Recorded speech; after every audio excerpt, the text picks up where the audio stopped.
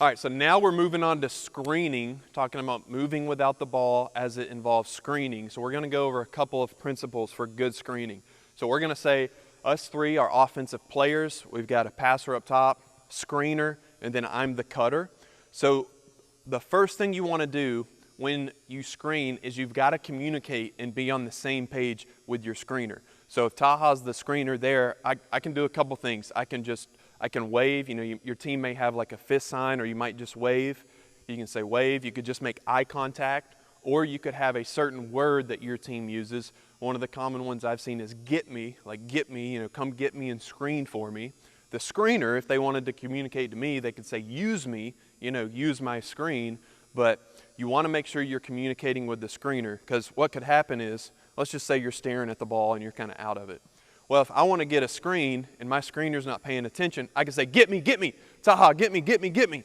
And now the screener knows they're going to walk down and set this screen. So you've got to communicate and you've got to be able to call for your screens.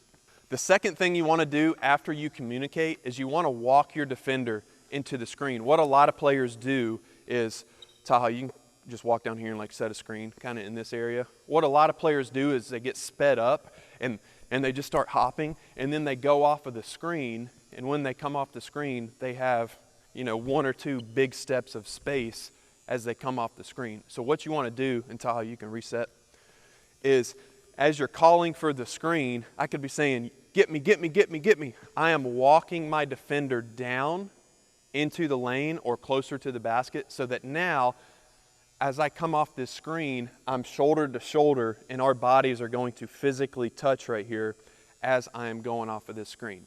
You can also be patient with it. What you can do, you can watch NBA film.